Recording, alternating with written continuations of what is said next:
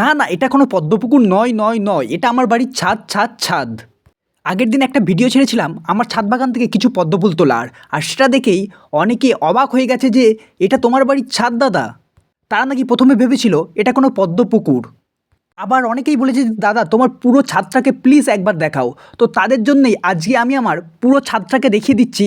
এটা কিন্তু কোনো পদ্মপুকুর নয়, এটা একদম বাড়ির ছাদ। আমরা এই বাড়িতেই থাকি। আর প্রচুর মানুষের প্রচুর কমেন্ট, প্রায় 1000টা দেখলাম কমেন্ট ছাড়িয়ে গেছে। আমি সবার কমেন্টের কিন্তু রিপ্লাই করতে পারিনি। আমি কমেন্টগুলো তবে একে একে দেখে নিচ্ছি। আমি পরে একটা ছোট্ট ছোট্ট ভিডিও করে কিন্তু তোমাদের যাবতীয় যা প্রশ্ন সব কিছুর কিন্তু আমি উত্তর দেব। তোমাদের বেশিরভাগ জনেরই প্রথম যে প্রশ্নটা সেটা হলো যে দাদা এটা কিভাবে করলে। দেখো আমি বলছি এটা কিন্তু একদমই সহজ, কোনো কঠিন কাজ নয়।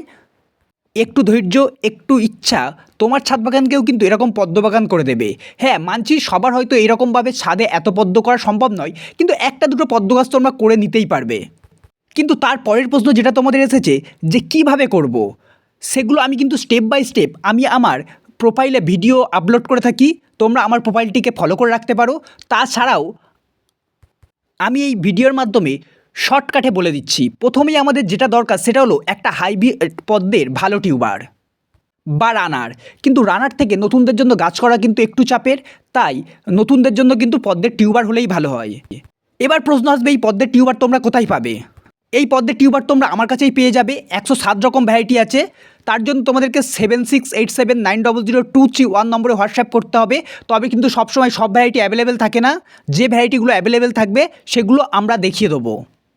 টিউবারের ব্যাপারটা তো গেল। এরপর যেটা লাগবে এই রকম একটা কিন্তু গামলা।